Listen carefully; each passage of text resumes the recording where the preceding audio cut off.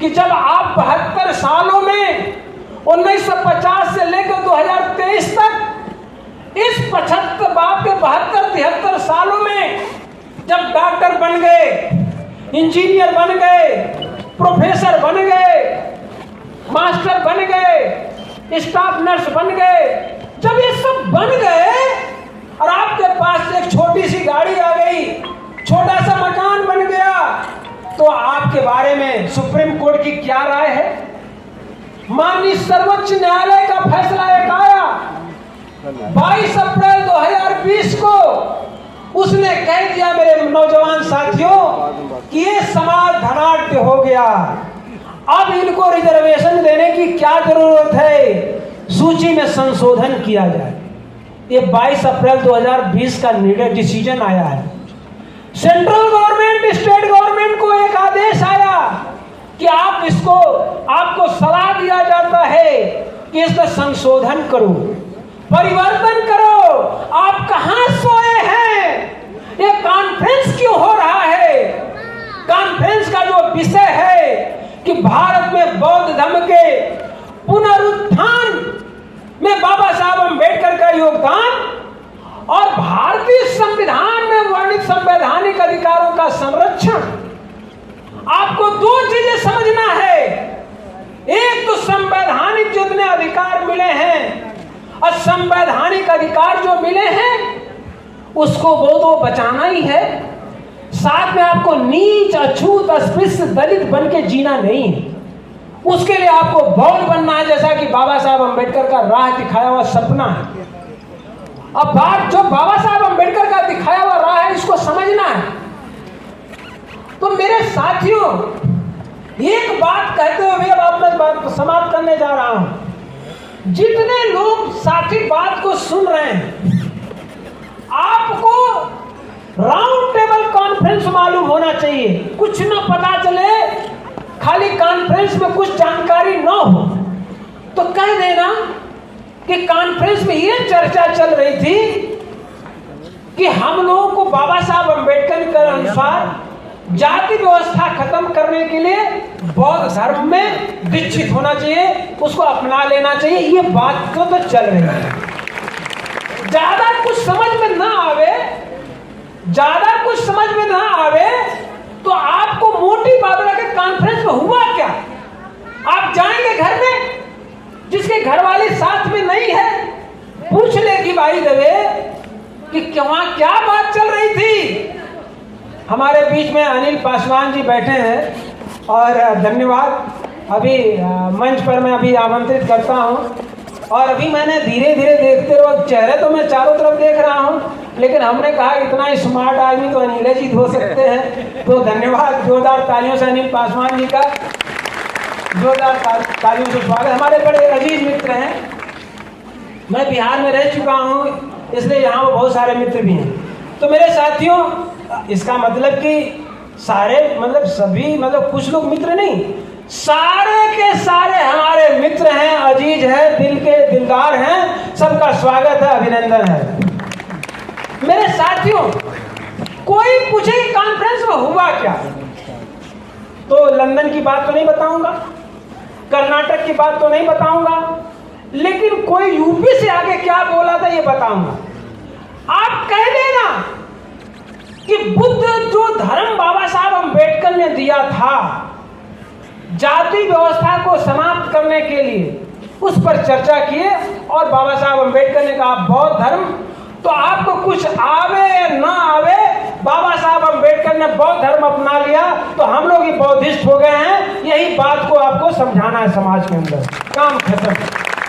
दूसरा चीज, अब दूसरा चीज अगर पूछे कि और क्या चर्चा हुई, कहे राउंड टेबल कॉन्फ्रेंस में चर्चा हुई, गोलमेज सम्मेलन, हिंदी में गोलमेज सम्मेलन। अब कहेंगे गोलमेज सम्मेलन में हुआ क्या, तो ये मुश्किल से 3 मिनट में बोलूंगा, तो 3 मिनट सुर्ती मत बनाइएगा, 3 मिनट मैं बोलूंगा। तो मेरे साथियों, ये गोलमेज सम्मेलन यदि आपने नहीं समझा, आंदोलन चल ही नहीं सकता। अगर कोई ये कहता है कि हम गोलमेज सम्मेलन नहीं जानना चाहते हैं, तो क्या अंबेडकर का आंदोलन चला सकते हैं? उत्तर नहीं। कारण यह है कि बहुजन नायक कांशीराम का नाम सुना होगा। बहुजन कांशीराम ने 2 किताब पढ़ी थी। पहली किताब थी राउंड टेबल कॉन्फ्रेंस पढ़ने के लिए, what Congress and Gandhi have done to untouchable, और दूसरी किताब पढ़ी थी रिलेशन ऑफ कास्ट, मतलब कांग्रेस और गांधी ने अछूतों के लिए क्या किया, ये किताब है। और दूसरी किताब है जाति का विनाश। जब जाति का जब विनाश पढ़ेंगे तो जाति के विनाश में क्या लिखा है। 1936 में लाहौर में जात तोड़क मंडल ने बाबा साहब अंबेडकर को बुलाया, लेकिन बाबा साहब अंबेडकर को जब वहां जाना था तो बाबा साहब अंबेडकर का लिखित भाषण, ध्यान से सुनिएगा, लिखित भाषण बाबा साहब अंबेडकर ने भेज दिया। बाबा साहब फिर बाद में प्रोग्राम कैंसिल हो गया, लेकिन उसमें कहते क्या है ये जानना। कुछ लोग कहते हैं कि अंतर जातीय भोज से जाति व्यवस्था खत्म हो जाएगी।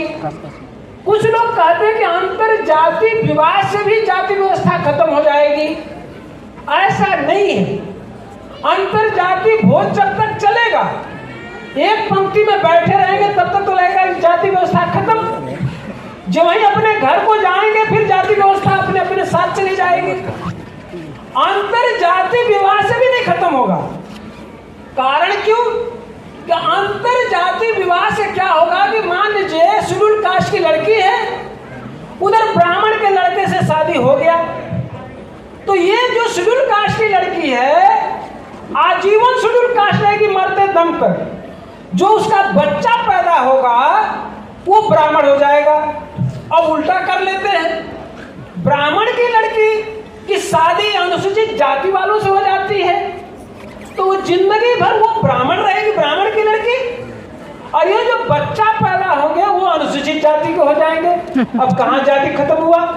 एक तरफ ब्राह्मण हो गया, एक तरफ अनुसूचित जाति हो गया। अंतर जाति विवाह से भी नहीं खत्म हो रहा। तो बाबा साहब अंबेडकर ने कहा यह जाति व्यवस्था हिंदू धर्म से वर्ण व्यवस्था उत्पन्न हुआ है, उसी से जाति व्यवस्था हुआ है, उसी से छुआछूत आया है। यदि तुम चाहते हो कि इस देश से जाति विहीन समाज का निर्माण हो तो तुम्हें बौद्ध धर्म में दीक्षित होना पड़ेगा। यही बाबा साहब अंबेडकर का संदेश है। अब मैं राउंड टेबल कॉन्फ्रेंस, दूसरी किताब, कांग्रेस और गांधी ने अछूतों के लिए क्या किया, ये किताबों के नाम बता दे रहे हैं जिससे आपको दिमाग में बैठ जाए कि करना क्या, कैसे पढ़ना है। दूसरी बात कि कांग्रेस और गांधी ने अछूतों के लिए क्या किया, तो गोलमेज सम्मेलन का बात मैं कर रहा हूं।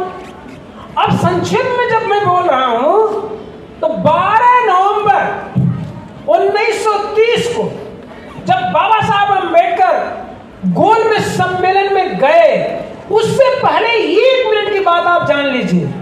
अब एक है गोलमेज सम्मेलन में गए कैसे, ये जानना जरूरी। जब इस देश में भारत सरकार अधिनियम 1919 लागू था तो उसमें एक प्रावधान था कि जब इसके 10 साल पूरे होंगे तो एक कमीशन की नियुक्ति होगी जो भारत के दलितों, अछूतों, अस्पृश्यों, हरिजनों की सामाजिक स्थिति का अध्ययन करेगी। ध्यान से सुनना मेरे भाई। अब उसको अध्ययन करने के लिए 1928 में साइमन कमीशन का गठन हुआ, और जब साइमन कमीशन इंडिया में आया आपके सामाजिक स्थिति का अध्ययन करने के लिए, तो आप उसे पढ़ा होगा। Simon commission go back, Simon commission go back, Simon commission go back. Simon commission go back का नारा गांधी जी के नेतृत्व में लगने लगा। ये तो यह एक पक्ष। दूसरा पक्ष क्या रहा? आपके परम पूज्य बोधिसत्व बाबा साहब अंबेडकर, जिन्हें आप अपना मसीहा मानते हो, जिन्हें अपना उद्धारक मानते हो, जिसे आप अपना भगवान मानते हो, यही बाबा साहब अंबेडकर ने कहा। गांधी जी ने कहा साइमन गो बैक, बाबा साहब अंबेडकर ने कहा साइमन आपका स्वागत है, स्वागत है, स्वागत। ये अंतर है। गांधी जी ने कहा गो बैक, बाबा साहब अम्बेडकर ने कहा, साइमन आपका स्वागत है। क्यों स्वागत हुआ? साइमन आपके सामाजिक स्थिति का अध्ययन कर रहा था कि ये छुआछूत है कि नहीं, मंदिर में प्रवेश है कि नहीं, सारे तालाबों का पानी पी पा रहे हैं कि नहीं, यही अध्ययन कर रहा था। तो उस समय मसला ये फंसा कि जब साइमन कमीशन अध्ययन करने की बात करने लगा, जब साइमन कमीशन जब आ गया तो उसमें बर्किनहेड नाम का राज्य सचिव हुआ करते थे। बर्किनहेड ने कहा कि इंडियन नॉट अलाउड, क्योंकि ये विशुद्ध रूप से पार्लियामेंट्री कमेटी है। तो पार्लियामेंट्री जब कमेटी है तो Indian not allowed. Gandhi ji को लगा कि हम इस देश के बड़े नेता हैं, जब हम ही उस कमीशन में न रहेंगे तो इस कमीशन से क्या फायदा, इसीलिए कहा गया साइमन कमीशन गो बैक। लेकिन एक और स्थिति आ गई जो समझना जरूरी है। जब साइमन लगा चारों तरफ अध्ययन करने, तो एक रणनीति बन गई कि ये कहना कि भारत में छुआछूत नहीं होता, क्योंकि छुआछूत का ही वो रिपोर्ट बनाने जा रहा था कि छुआछूत होता है कि नहीं होता है। तो जब साइमन घूमने लगा तो सब लोग एकदम रट रखा था। साइमन पूछता छुआछूत होता है, सभी का उत्तर ना होता है, और यहां तक कि जिससे पूछता होगा हम तो हिंदू भाई, छुआछूत तो होता नहीं है। तब बाबा साहब अम्बेडकर ने कहा साइमन मेरे साथ अध्ययन करिए। अब बाबा साहब अम्बेडकर और साइमन साथ साथ चल देते हैं। साइमन एक बूढ़ी माता जी को देखकर पूछता है, माता जी आपके साथ छुआछूत होता है? माता जी तो पहले से विचार बना रखी थी उनको क्या बोलना है। माता जी ने कहा छुआछूत नहीं होता, हम लोग तो हिंदू हैं। और वहीं पर ज्ञान के प्रतीक बाबा साहब अम्बेडकर खड़े थे। कौन खड़े थे? जो कोलंबिया यूनिवर्सिटी में जब मसला आया, यही बराक ओबामा ने कहा और वहां के मूर्ति लगाया, उस मूर्ति के नीचे लिखा ज्ञान का कोई प्रतीक है तो बाबा साहब भीमराव अम्बेडकर। तो ज्ञान के प्रतीक ने कहा साइमन थोड़ा ठहरो, और बाबा साहब अम्बेडकर ने माता जी से सवाल किया, माता जी हमको प्यास लगी है, साइमन को भी प्यास लगी है, कृपया उस कुएं से पानी ला के पिला दीजिए। माता जी तो भूल गई थी कि पहले क्या बोला है। हाथ जोड़ के बोलती हैं मैं तो अछूत हूँ, यदि मैं उस कुएं पर गई तो मुझे तो मार ही दिया जाएगा।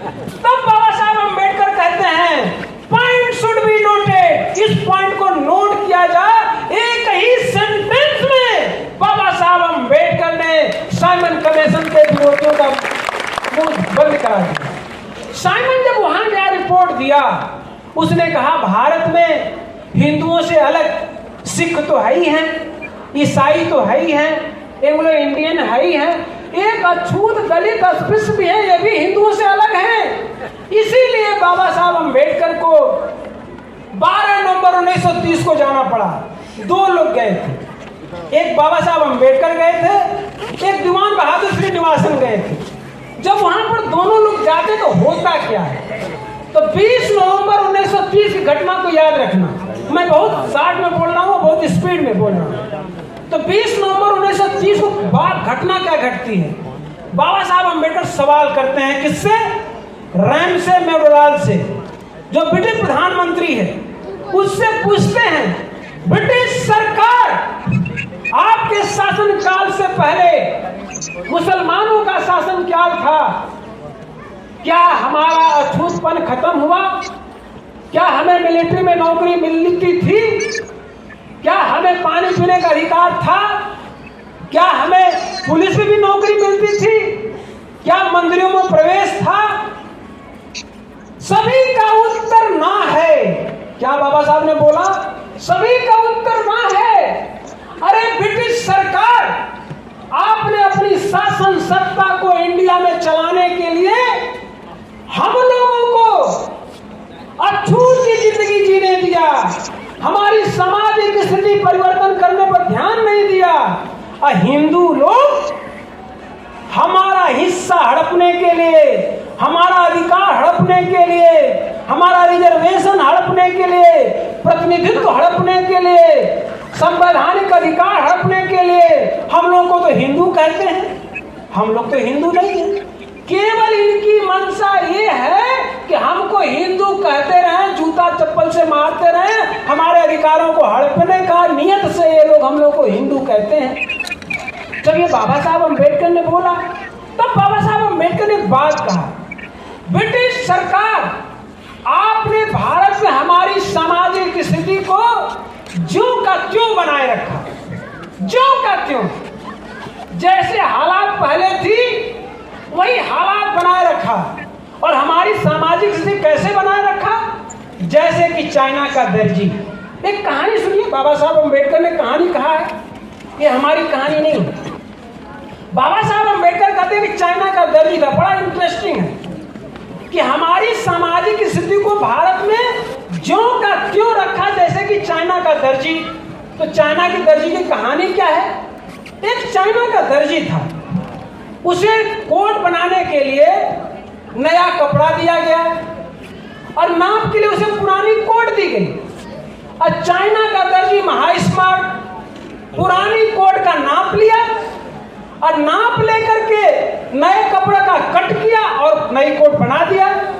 पुनः पुरानी कोट उठाया, जहां चकती लगा था उसकी पुरानी कोट में, वैसे चकती नई कोट में लगा दिया। जहां जहां प्यौदा लगा था पुरानी कोट में, वैसे प्यौदा आपके लगा दिया नई कोट में। जैसे जैसे चूहा कुतरा था पुरानी कोट को, वैसे कैंची से कुतर डाला नई की कोट को। और बड़े इत्मीनान से कि ग्राहक आएगा और उसको हम पकड़ा देंगे और ये बता देंगे कि जैसे तुमने कोट दिया वैसे मैंने बना दिया। कस्टमर आया और चाइना का दर्जी स्मार्ट दोनों कोट पकड़ाते हुए कहा कि देख लेना, जैसे तुमने कोट बनाने को बोला था वैसे ही कोट मैंने बना दिया। कस्टमर माथा पीट लिया। तब बाबा साहब अम्बेडकर ने कहा, ब्रिटिश प्रधानमंत्री आप तो चाइना के दर्जी निकले, हमारी सामाजिक स्थिति में कोई परिवर्तन नहीं हुआ। जैसे हालात मेरी पहले थी वही हालात मेरी आज है। इस हालात को बदलने के लिए हम भारत में ऐसी सरकार चाहते हैं जो जनता की सरकार हो, जो जनता द्वारा चुना जाए, जो जनता के लिए हो, लोकतंत्र की मांग करने वाला कोई महापुरुष था तो बाबा साहब भीमराव अम्बेडकर। आज कुछ लोग कहते हैं अरुण शौरी जैसा व्यक्ति बोला कि बाबा साहब अम्बेडकर का योगदान नहीं रहा। बाबा साहब अम्बेडकर ने कहा कि मैं मानता हूं कि भारत देश आजाद होने वाला है और भारत देश जब आजाद होगा हिंदू लोग हमको जीने नहीं देंगे, हमको तकलीफ देंगे, लेकिन मैं उस तकलीफ को बर्दाश्त कर लूंगा। लेकिन उसी तकलीफ में लोकतंत्र होगा, उसी लोकतंत्र में मुझे वोट का अधिकार होगा, उसी लोकतंत्र में वन मैन होगा, वन वोट होगा, वन मैन में होगा तो वन मैन की वन वोट की वैल्यू होगी, उससे हम राजा बनेंगे, उससे हमारा प्रतिनिधित्व आएगा।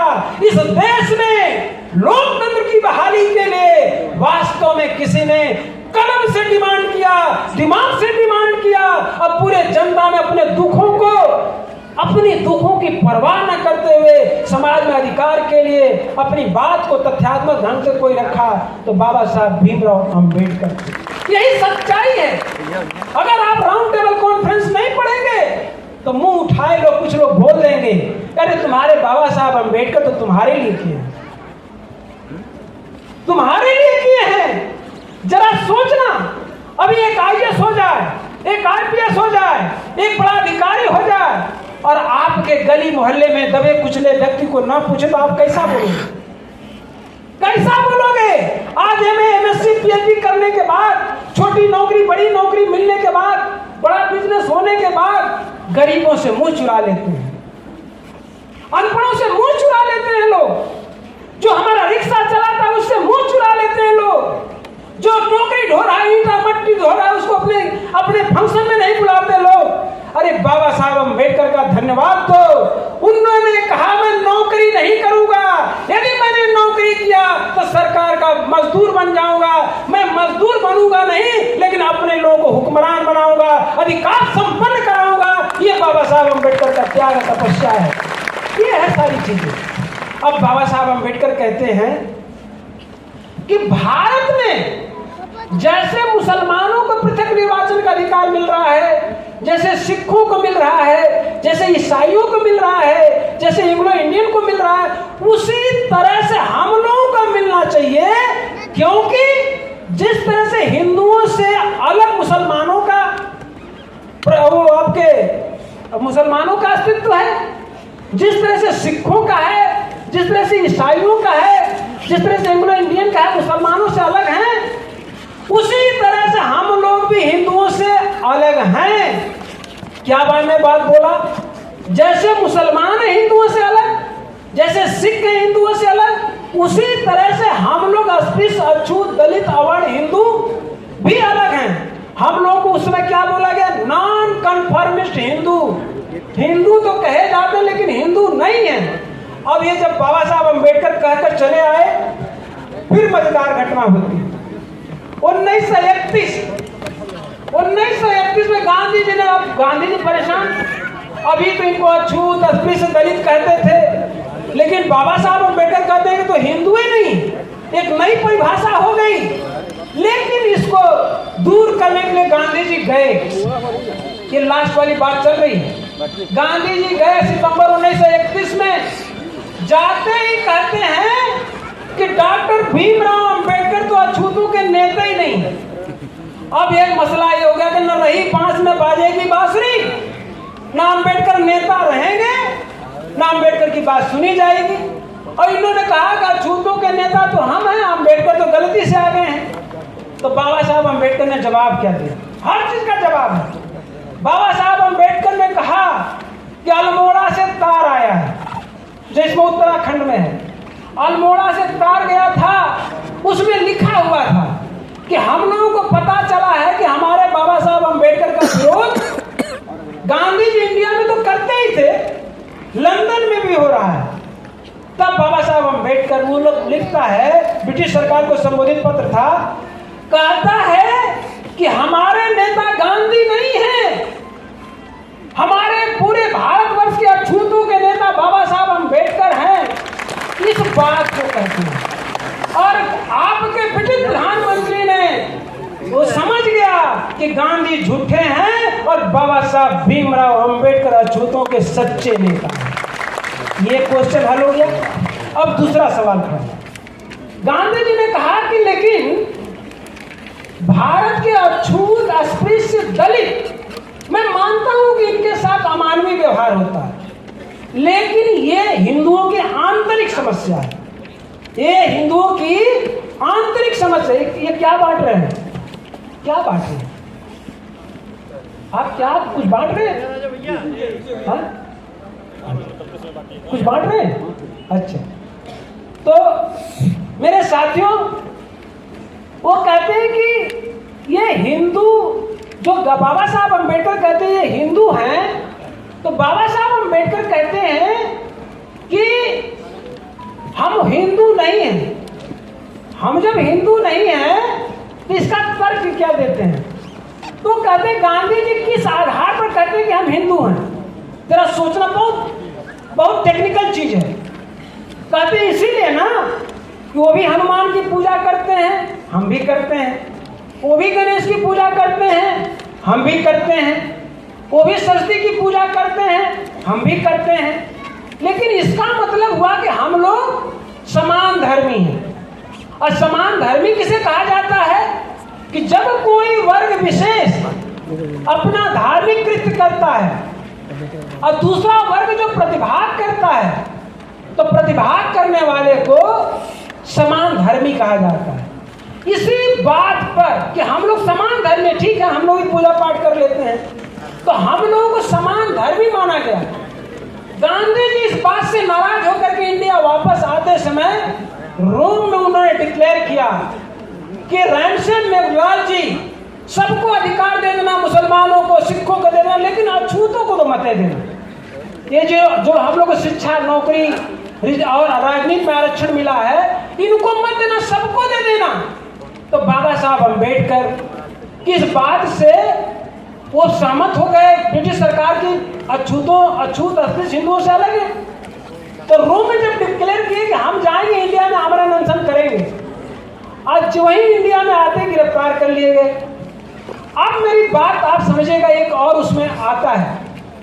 गांधी ने 11 मार्च 1932 को चिट्ठी लिखा, और जब चिट्ठी लिखा तो उसमें सैमुअल होर के माध्यम से कि ब्रिटिश सरकार को ये चिट्ठी देना कि सबको अधिकार मिल जाए, लेकिन अछूतों को नहीं।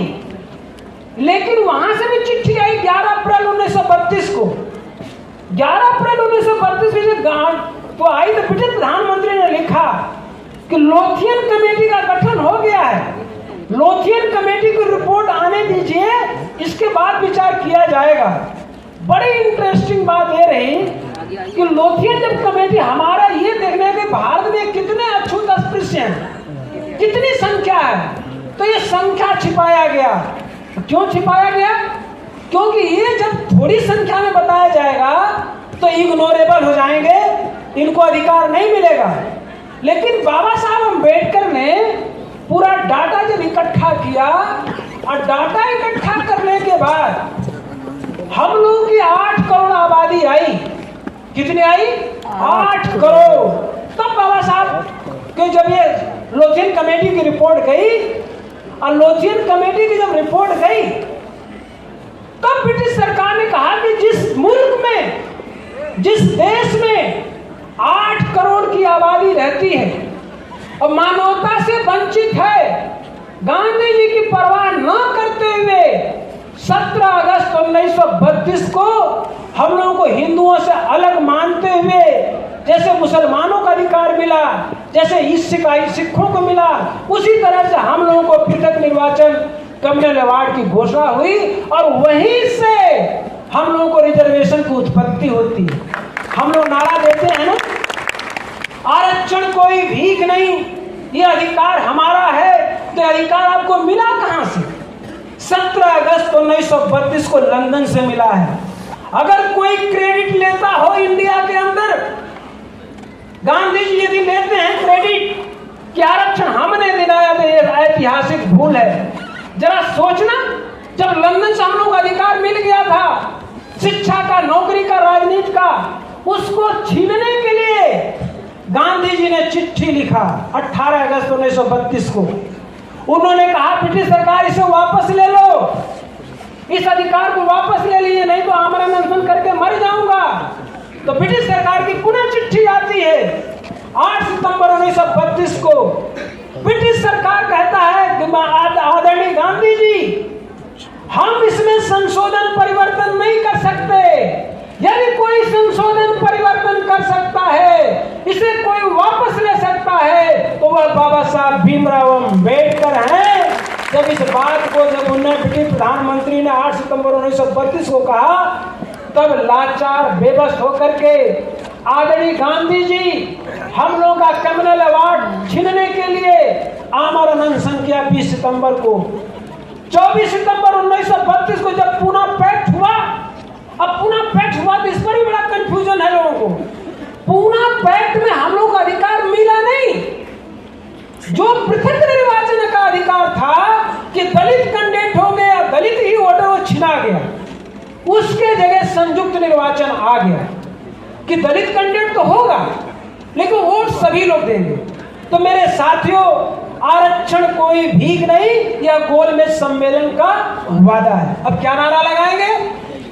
आरक्षण कोई भीख नहीं, यह गोलमेज सम्मेलन का वादा है। यही कॉन्फ्रेंस है, यही कॉन्फ्रेंस का निष्कर्ष निकलता है कि वक्ताओं ने क्या कहा, समाज को आगे बढ़ाने का दिशा दे रहे हैं, वो क्या सोचते हैं। मेरे साथियों, 6 मई 1950 का एक भाषण सुन लीजिए। श्रीलंका में बाबा साहब अम्बेडकर बोल रहे थे कि हमारा बौद्ध धर्म फैल क्यों नहीं रहा है। बहुत मशहूर भाषण है, 6 मई 1950 का। वो कहते हैं कि हमारे लोगों को बौद्ध धर्म को बड़ा कठिन बना दिए। कभी कभी मैं लोगों से सुनता भी हूँ, अरे बौद्ध धर्म तो बड़ा कठिन है, सब लोग नहीं करता। बाबा साहब अम्बेडकर कहते हैं बौद्ध धर्म पहले भी नया था आज भी नया है और आपके युगों युगों तक नया रहेगा। इससे नया मॉडर्न कोई धर्म नहीं हो सकता, क्योंकि ये मध्यम मार्ग है, और जो मध्यम मार्ग है वो सबसे सरल मार्ग होता है। इसलिए मेरे साथियों, कभी भी बौद्ध धर्म में समता सुता न्याय बंधुत्व ऐसा मध्यम मार्ग दुनिया में कहीं है। इसलिए कहा जाता है कि जो बुद्ध का जो दर्शन है, और हम लोग जानते दुनिया में दुख है, दुख है तो उसका कारण है, कारण है तो निवारण है, निवारण है तो उपाय है। इसलिए तथागत बुद्ध को प्रथम वैज्ञानिक कहा गया है। आज वैज्ञानिक जो प्रथम वैज्ञानिक विश्व के बने थे इसी धरती पर बोधगया में, आज उसी बोधगया में बाबा साहब अंबेडकर के इंटरनेशनल कॉन्फ्रेंस चल रहा है। अब बौद्ध धर्म के पुनरुत्थान में आज जो भी बौद्ध धर्म का पुनरुत्थान हो रहा है, इसमें बाबा साहब अंबेडकर का योगदान पूरा विश्व मान रहा है। यही प्रासंगिकता है, यही आंदोलन है मेरे साथियों। और हम लोगों को कभी निराश नहीं होना, कभी निराश मत होना, कभी रुकना मत, कभी डिगना मत, कभी थकना मत, चलते रहना, चलते रहना, चलते रहना। ये आंदोलन है, ये वैचार की आंदोलन है। और दुनिया में आपका सब नुकसान हो जाए, सब नुकसान हो जाए, लेकिन बुद्ध और अंबेडकर का विचार नहीं मरना चाहिए। यही हम लोगों के कॉन्फ्रेंस का निष्कर्ष होना चाहिए। सब बर्बाद हो जाने दीजिए। विचारधारा का जब निर्माण होता है, आज जरा सोचना, 29 साल पहले बुद्ध निकले थे, 2500 साल आज भी जिंदा है बुद्ध, अंबेडकर आज भी जिंदा है। कभी कभी तो लोग ये कह देते हैं कि अंबेडकर जब जिंदा थे तो उतने खतरनाक नहीं थे, जब अंबेडकर जिंदा थे उतने खतरनाक नहीं थे। कभी कभी ये लोग कह देते हैं कि अंबेडकर के पुतले से क्या लेना देना, ये पत्थर की मूर्ति क्यों लगा देते हैं। तो मैं उनसे कभी कभी मैं भी सवाल कर लेता हूं। मैं कहता हूं कि आपको अयोध्या में मर्यादा पुरुषोत्तम राम दिखाई देते हैं पत्थर में, आपके काशी में पत्थर में भोले बाबा दिखाई देते हैं, मथुरा में आपको पत्थर में राधा कृष्ण दिखाई देते हैं, और हमारे बाबा साहब अंबेडकर आपको पत्थर दिखाई देते हैं। मैं कहता हूं कि आपके लिए पत्थर हो सकते हैं अंबेडकर साहब, आपके लिए पत्थर हो सकते हैं बुद्ध, लेकिन हम लोगों के लिए अंबेडकर साहब तो कल भी जिंदा थे, आज भी जिंदा हैं, और युगों युगों तक जिंदा रहेंगे। जय भीम, जय भीम, जय भीम, जय भीम, जय भीम, जय भीम। बाबा साहब अंबेडकर के आंदोलन को चलाते चलाते कभी कभी निराशा हो जाती होगी, कभी कभी थकावट हो जाती है, कभी परेशान मत हो, चलते रहना। लेकिन एक बात है ना, भाई कभी इंसान हो और कभी थक जाओ, बाई लगे, हालांकि थकना नहीं है। तो बाबा साहब अंबेडकर की इस कोटेशन को याद रखना, जो संघर्ष करते हैं, जो संघर्ष करते हैं वही सफल होते हैं। निराशा का युग समाप्त हो गया, आशा का युग प्रारंभ हो गया। आपका हमारा उद्धार करने के लिए कोई दूसरा नहीं आएगा, लेकिन हम लोगों ने ठान लिया है तो अपना उद्धार हम लोग स्वयं करेंगे, स्वयं करेंगे, स्वयं करेंगे। इन्हीं शब्दों के साथ मंच पर आसीन सभी वक्ताओं का, सभी साथियों का, सभी हमारे मिशनरी भाइयों का, मैं सबका नाम नहीं ले पाया क्योंकि एक बड़ी लंबी सीरीज है, बड़ा लंबा कार्यक्रम है। तो सभी का अभिवादन करते हुए, सभी का धन्यवाद प्रकट करते हुए, अब बिहार की जनता का तो स्पेशल धन्यवाद देते हुए मैं वाणी का विराम देता हूँ। पुनः दिल की गहराई से आप सबका नमो बुद्धाय, जय भीम। जय भीम।